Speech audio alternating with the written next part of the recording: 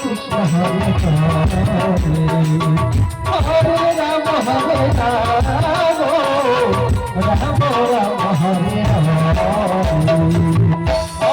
কৃষ্ণ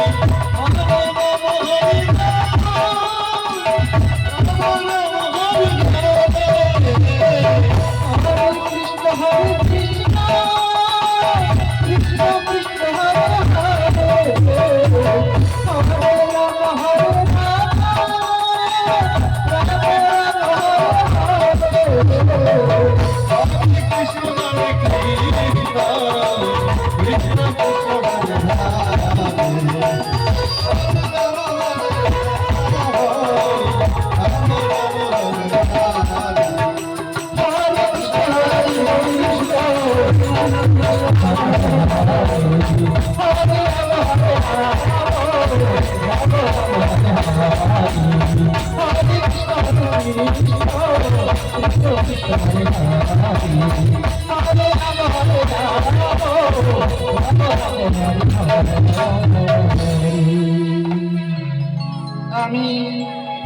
আমি বাসুদেব শ্রীকৃষ্ণ আমি সৃষ্টি আমি স্থিতি আমি বিবাহ আমি রাত্রি আমি গন্ধর্ব কিঙ্কর লক্ষ লক্ষ চরচর মাঝির বিশ্ব মাঝারি আমি বিরাজমানের দুষ্টুর দমন সৃষ্টির পালন করিবার করে যেতে হয় মোর বারবার বহরাধারী কখনো বরাহ কখনো কুর্ম কখনো নর সিংহমূর্তি কখনো বা বটু ব্রহ্মবংশীর বলিবৃন্দন করিবার করি ভক্ত ফুল রক্ষা করতে গিয়েছি মঠধামে যে ভক্ত করে আমার তাই করি সর্বনাশ তবু যদি না ছাড়ে পাস তারই করি দশদার আবার আমি কিছুই না যেমন স্বর্ণকার সোনাকে পরীক্ষা না করে কষ্টি পাথরে ধর্ষণে করে যাচাই করে নেয় আসল সোনা কিনা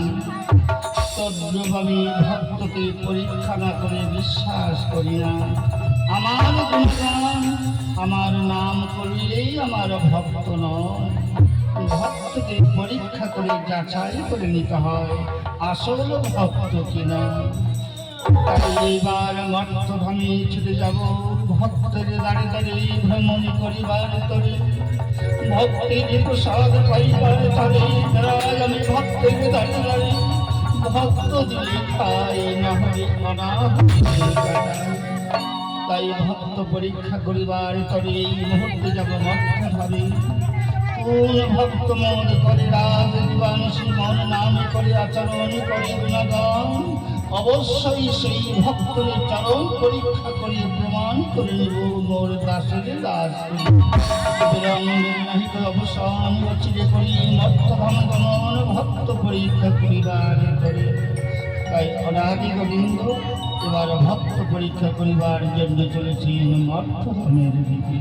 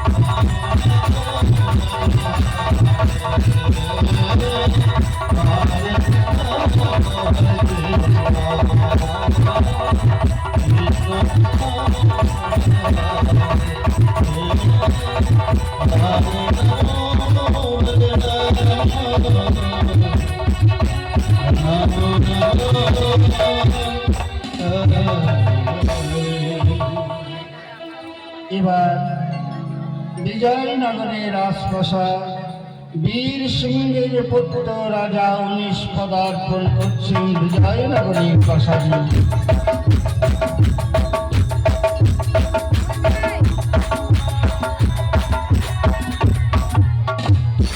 কৃষ্ণ কৃষ্ণ বলি সুখ জগনী আবার দুঃখময় দিবায় কেন হেন মন মান্তি বেদনায় অনুতপ্ত বেকুল সারা রাজ্যময় ব্যাকুল হয়ে পড়েছি। জানি না এ হেন মন মান্তিক বেদনা অনুতপ্ত হয়ে পড়েছি কেন সারাক্ষণ সারা জীবন কৃষ্ণ কৃষ্ণ বলে সুখী জানি দিবারাত্রি করি কামনা, কিন্তু পিতা বীর সিংহের বাসনা করতে পারছি না পূরণ কেন। যেদিন আমার পিতা ইহকাল থেকে পরকাল গমন করে সেদিন আমার হাত ধরে বলেছিল, ওরে পুত্র 19 রাজ্যের মঙ্গলার্থে প্রজার মঙ্গলার্থে মাধব মন্দিরে নির্মাণ করে মাধবের পুজো প্রতিষ্ঠান করবে এবং সেই পুরোহিত রাখবে নিয়ম নিষ্ঠ। তবে রাজ্যের হবে মঙ্গল, প্রজার হবে মঙ্গল, কুশলময় হয়ে উঠবে রাজ্য। কিন্তু বিফল নিষ্ফল হলো আমার চেষ্টা কেন? বহু অর্থ ব্যয়ে আজ আমি মাধব মন্দির নির্মাণ করেছি, মাধবের প্রতিষ্ঠান করেছে মন্দির প্রাঙ্গণে। সেই মাধবের গায়ে হীরা কাঞ্চন মানিক মুক্তার অলঙ্কার সুশোভিত হচ্ছে। দিক দিগান্তরে দুধ পাঠাচ্ছে রাজ্যের প্রান্তে প্রান্তে মহল্লায় মহল্লায়। এই পর্যন্ত নিয়মনিষ্ঠ বড় অনুতপ্ত মর্মান্তিক বেদনায় অনুতপ্ত হয়ে পড়েছি আমি। হ্যাঁ দৃশ্য জগতে রাজ্য মাঝে এই নিয়মনিষ্ঠা ব্রাহ্মণ আমার মন্দির দিয়ে অমূল্যই থাকবে, পূর্ণ হবে না। এই কার্য একমাত্র করতে পারি আমার পরম বিশ্বাসী শ্রাবতী। শ্রাবতী আমার পরম বিশ্বাসী সত্যপরায়ণ ধর্মনিষ্ঠা। তিনি আমার প্রতি বাক্য অক্ষরে পালন করি আমার রাজ্যকে আস্ফালন করি, রাজ্যের উন্নতিকে রাজ্যের শাখায় দিক দিগন্তে তার অব্যাহত অবদান রেখেছে। সেই শ্রাবণী পারবে একমাত্র আমার নিয়ম নিষ্ঠাকারী ব্রাহ্মণের আড়াল করতে। যতদিন সেই নিয়ম নিষ্ঠা ব্রাহ্মণ না পেয়েছি পৃথিবী মাত্র পালন করতে পারবো না, মাধব মন্দির নির্মাণ করতে পারবো না। না না না না, এই কখনোই হতে পারে না। আমি আজ দিন ধার্য করেছি, আজ আমি বদ্ধ পূর্ণিমায় মাধবের হবে আপনার প্রতিষ্ঠান। এই মহত্তর শ্রাবণীকে যে কোনো মূল্যে নিয়ম নিষ্ঠা ব্রাহ্মণের সন্ধান করতেই হবে। আর বিলম্ব নয়, একবার আমি শ্রাবণীকে স্মরণ করি। কোথায় শ্রাবণী?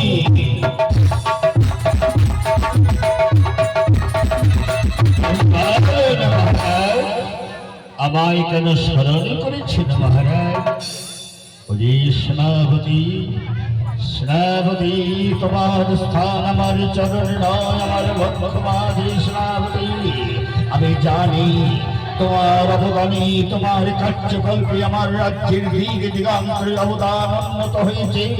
তাই আজ আমি বিপদের কবলে করেছি, তুমি ছাড়া আমার এই বিপদ থেকে উদ্ধার করতে পারবে না, পারবে না শ্রাবতী। আমার এই অধম তোমার এই রাজাকে এই বিপদ থেকে মুক্তি করতে পারবে। আমার উপরে অনুতপ্ত হবেন না, যতদিন এই সাবধান রয়েছে ততদিন আপনার বাক্য অক্ষরে পালন করব এবং আমি যেদিন থেকে সাবধান শপথ গ্রহণ করেছি সেদিন থেকে আমি এই প্রতিজ্ঞা করেছি রাজ্য রণক্ষেত্রে যুদ্ধের কারণে যদি নিজের জীবনকে উৎসর্গ করে রাজ্যকে রক্ষা করব তাই একবার আদেশ করুন এমন কি বিপদে পড়েছেন যাহা কাটতে জন্য আপনি অনুতপ্ত হয়ে পড়েছি। শ্রাবতী তবে এইবার শ্রমর মন্ত্রীর বেদনা আজ মনে করি আমার ক্ষেত্রে ভাগ্যবান আমার কাছে বেজে ওঠে। যেদিন আমার পিতা ইহকাল থেকে পরকালে গমন করেছিল সেদিন পিতাই আমার হাত ধরে বলেছিল, ওরে পুত্র বংশীকে প্রতি বলিস তোকে আমি একটি প্রতিস্থলন দিয়ে যাচ্ছি। এই রাজ্যের প্রাঙ্গণে মাধবের মন্দিরে নির্মাণ করে মাধবের মূর্তি প্রতিষ্ঠান করে সেই মূর্তিতে নিয়ম নিষ্ঠা ব্রাহ্মণ দিয়ে পূজা অর্চনা করবে, দেখবে মঙ্গল হবে, প্রজার মঙ্গল হবে।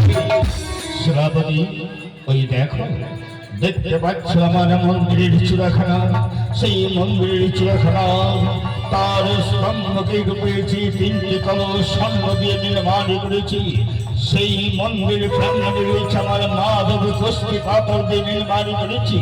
আর শ্রাবতী সেই মাধবের গায়ে আমি হীরা কাঞ্চন মানিক মুক্তা দিয়ে বহু অর্থ ব্যয় অলঙ্কার সুশোভিত করছি। কিন্তু জানো শ্রাবতী দিন অন্তরে কত দুধ পাঠিয়েছি এই পর্যন্ত মাধবের মূর্তির প্রতাপ প্রতিষ্ঠান করার জন্য একটি নিয়ম নিষ্ঠাকারী ব্রাহ্মণের সন্তান পেলাম না। তাই বলছি সেনাপতি এই দায়িত্ব তোমাকে দিতে হবে, যেভাবে হোক নিয়ম নিষ্ঠা ব্রাহ্মণের প্রয়োজন আমার অতি শীঘ্র। মহারাজ চিন্তা করবেন না, আপনার আজ্ঞা আমি অক্ষরে পালন করব। প্রয়োজনে নিজের পদক্রম রাজ্যের প্রান্তে প্রান্তে মহল্লা ভ্রমণ করব। যেথায় ভাইব নিয়ম নিষ্ঠা ব্রাহ্মণ নিয়ে দ্রুত গতি মাধবের সেবার নিয়তের কারণে আপনি কোনো চিন্তা করবেন না মহারাজ, নিশ্চিন্ত থাকুন। শ্রাবতী তবে মনে রাখবে আমি স্থির করেছি আগামী বদ্ধবদ্ধনায় হবে মাধবের আত্মার প্রতিষ্ঠা। যে কোনো মুহূর্তে যে কোনো মূল্যের বিনিময় তোমাকে মাধবের মুক্তি আত্মার প্রতিষ্ঠানের জন্য তোমাকে নিয়ম নিষ্ঠাচারে ব্রাহ্মণের আনয়ন করতে মহারাজ। এবার নিশ্চিন্ত থাকো, এবার চলো নন্দপুরে গমন করি, আপনি নিশ্চিন্ত থাকবেন। আমি ঠিক সময়ে নিয়ম নিষ্ঠাচারে ব্রাহ্মণের আয়োজন করব। বেশ তাই শ্রাবতী এবার আমি নিশ্চিন্ত হলাম। এবার কি করব?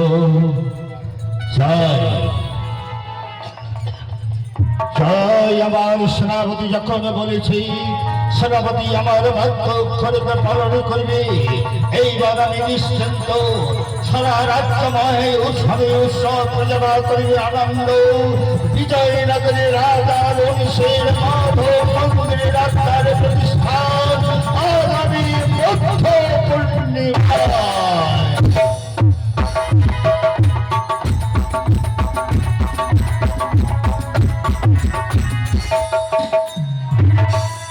দুইজন ভণ্ড ব্রাহ্মণ চলেছে।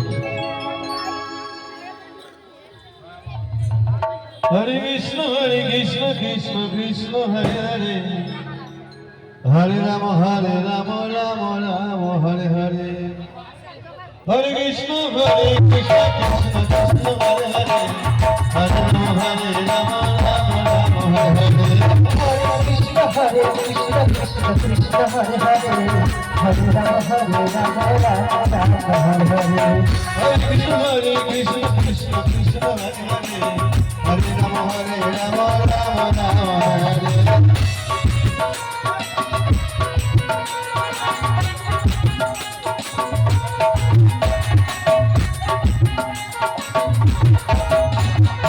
हरे कृष्ण हरे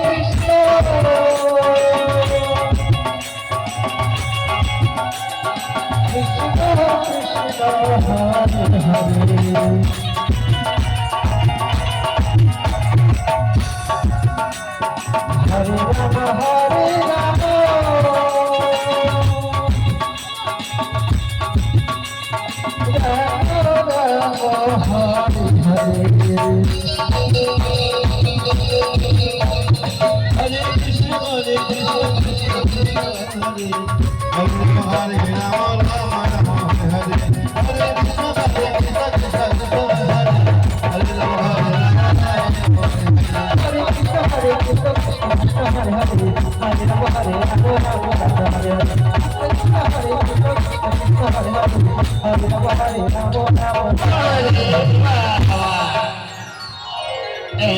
খাপা হেপা, আরে তোকে লেগেছে নাকি রে?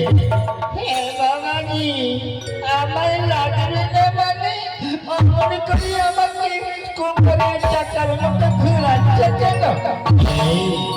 আরে আমার মাথাটা বড্ড ঘুরছে রে। আমার নাম তো তুই জানিস? বাবাজি, আপনার নামটা আমি ভুলে গিয়েছি, আবার বলুন না। আমার নাম হলো 5 কেজি। বাবাজি, আমার নাম শুনেছেন? এই তোর নাম আবার কি রে? আমার নাম 2.5 কেজি। তোর নাম আবার 2.5 কেজি? তোর নাম 2.5 কেজি হলো কেন রে? বাবাজি, আপনার নাম 5 কেজি হলো কেন?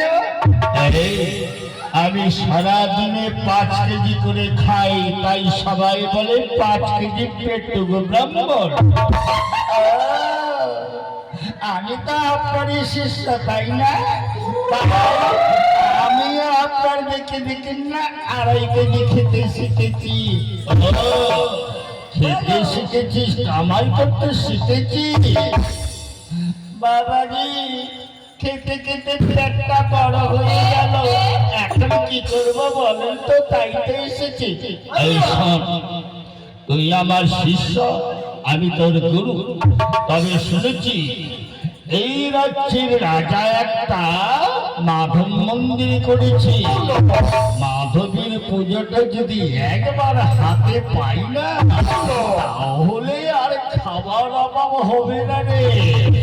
আর খেতে খেতে আমি 5 কেজি থেকে খাবো তখন 7 কেজি, আর তুই খাবি 3.5 কেজি।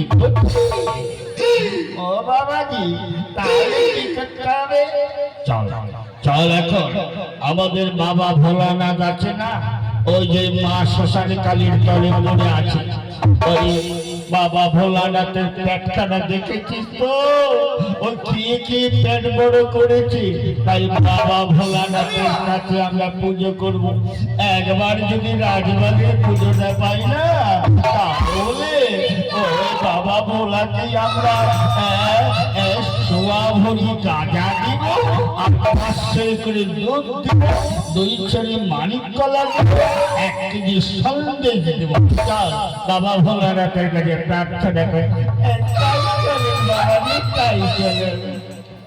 জয় বাবা ভোলানাথ, জয় বাবা ভোলানাথ, কৃপা করে যদি রাজবাড়ির পুজোটা হাতে পাওয়া যায় বাবা, তাহলে তোমাকে 1.25 ভরি গাঁজা দৈনিক দিব, আর 500 করে দুধ দেব। আর আপনি তো খাবেন না, আমরাই খাবো। আর 1 কেজি সন্দেশ দিব। জয় বাবা, এবার একটু তোমার স্তব করি বাবা, কৃপা করে আমাদের বাসনা পূরণ করো বাবা। জয় বাবা ভোলানাথ, জয় বাবা ভোলানাথ, জয় বাবা নমঃ শিবায়, নমঃ শিবায়, নমঃ শিবায়, নমঃ শিবায়, শিবায় নমঃ শিবায়, নমঃ শিবায়, নমঃ শিবায়। এদিকে সেনাপতি কোথায়? রাজ্যের প্রান্তে প্রান্তে ভ্রমণ করলাম, কিন্তু কোথাও একটি নিয়ম নিষ্ঠাচারী ব্রাহ্মণের সন্ধান পেলাম। এটা মনে হয় ব্রাহ্মণ পল্লী, তাই ধূপ ধুনার গন্ধ পাচ্ছি। নিশ্চয়ই কোনো বাড়িতে পুরোহিত রয়েছে। এই বাড়িতে কেউ আছো গো? বাড়িতে কেউ আছো? আরে খেপা, আরে বাইরে কে যেন ডাকি রে। আরে এদিকে দেনা করতে করতে না খেয়ে অনেক দেনা হয়েছে, তাই দৈনন্দিন 3 বেলা লোক আমার বাড়িতে টাকায় আসে রে। যাবো গিয়ে দেখ কে এসেছে, একবার গিয়ে দেখ। আমি এখানে আছি, যদি বলে যে বাড়িতে কে আছে, বলবে কেউ নেই। ঠিক আছে বাবাজি, যাচ্ছি। আপনি কি চাই? আরে আরে এই রাজ্যের সেনাপতি, তুমি কি? আমার নাম আড়াইকে। আড়াই কেজি আবার নাম হবে নাকি? হ্যাঁ গো, আমি 2.5 কেজি করে খাই, তাই আমার নাম 2.5 কেজি। আচ্ছা, এই বাড়িতে কেউ আছে তোমার বাবা টাবা? না না, আমার গুরুদেব আছে। যাও, তোমার গুরুদেব বাসায় আছে, তাকে একটু দেখে রাখো। আচ্ছা, আমি দেখছি বাসায় আছে কি না। ও বাবাজি, বাবাজি, একজন লোক এসেছে এই রাজ্যের, বলে সেনাপতি। কি সেনাপতি এসেছে? ওরে বাবা রে, এই রাজ্যের প্রজারা আমার কাছে দেনা পাবে, সেই দেনার তাগিদে রাজবাড়িতে নালিশ করেছে, তাই সেনাপতি নিজে এসেছে। এখন কি করবো? উনি বললেন আপনাকে ডাকতে। হ্যাঁ, তুই আবার বলছিস বাড়িতে আছে? আরে হারামজাদা, গিয়ে বল যে বাড়িতে নেই। আচ্ছা, যাচ্ছি যাচ্ছি তো যাচ্ছি। শুনুন সেনাপতি বাবু, উনি বললেন না বাড়িতে নেই। উনি বললেন বাড়িতে নেই, তার মানে বাড়িতেই আছে। যাও, বলো যে সেনাপতি রাখছে, না হলে তোমার এক্ষুনি এই রাজপ্রাসাদে ধরে নিয়ে যায়। আচ্ছা, দাঁড়ান দাঁড়ান, আমি দেখছি। ও বাবাজি, উনি বললেন তাড়াতাড়ি এক্ষুনি দেখা করে, নইলে ধরে নিয়ে যাবে। আমি বললাম, উনি বললো বাড়িতে নেই। হ্যাঁ, উনি বললো বাড়িতে নেই, তার মানে আমি বাড়িতে আছি। গিয়ে বল যে ওনার জ্বর এসেছে, ও আসতে পারছে না, বিছানা থেকে উঠতে পারছে না। জ্বর এসেছে? ঠিক আছে, তাই বলছি। ও সেনাপতি বাবু, আমার গুরুদেবের জ্বর এসেছে, আসতে পারছে না। জ্বর এসেছে? এই মাত্র ভালো, এখন বললো আবার জ্বর এসেছে। কিরকম জ্বর এসেছে? তা তো জানি না বাবা। ঠিক আছে, শুনে আসি। ও বাবাজি,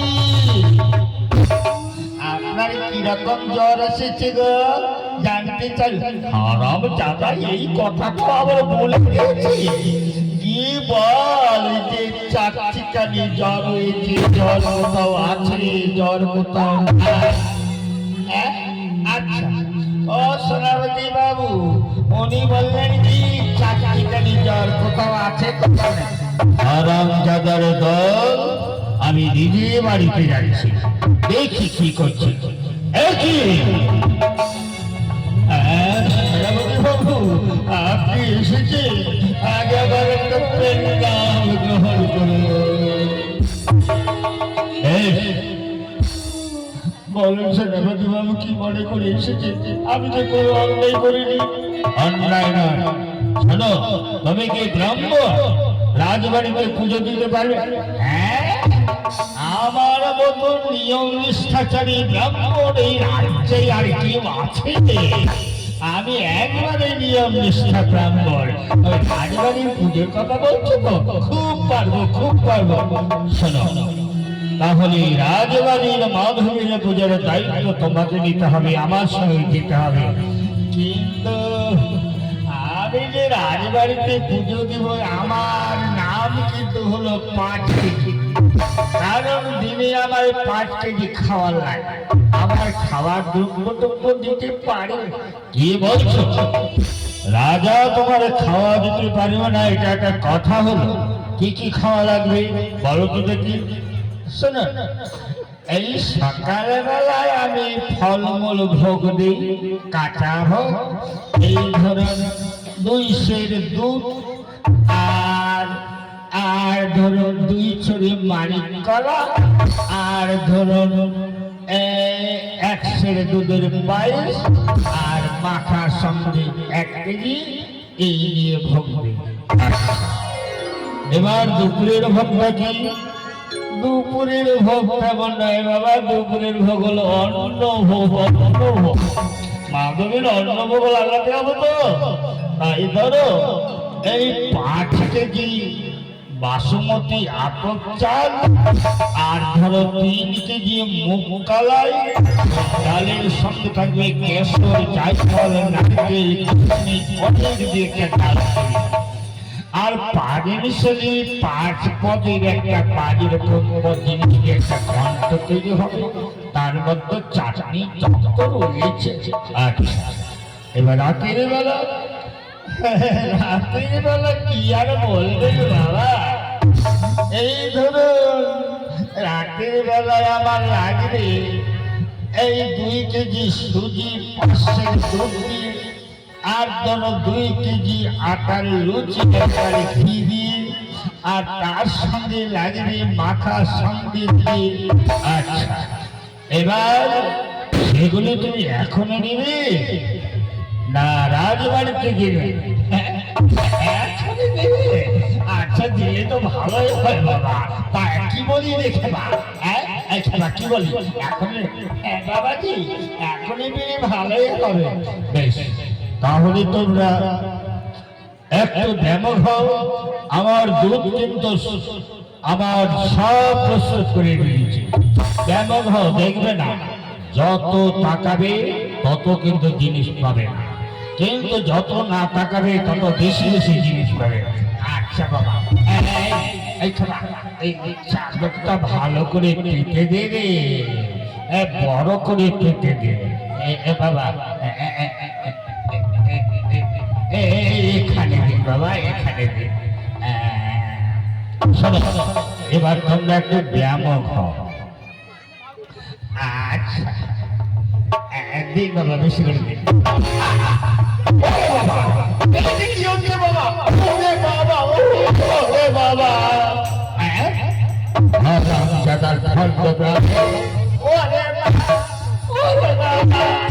আমি আর খাবো না বাবা, আমি আর খাবো না, আমি আর খাবো না।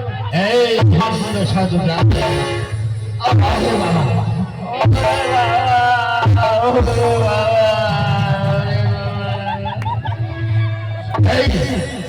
এবার দুপুরেরটা নেই না বাবা, আর লাগবে না বাবা, আর খাবো না বাবা, আর লাগবে না বাবা।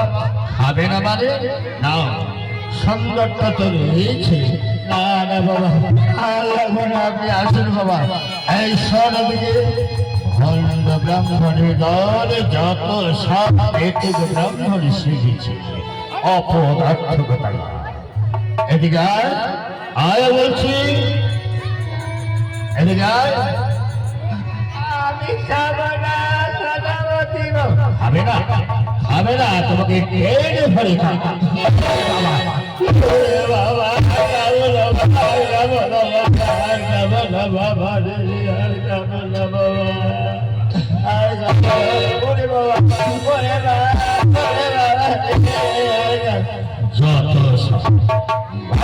ব্রাহ্মণের দল দেখি মহারাজের কাছে বিশ্বাসঘাতকতা করতে পারবো না।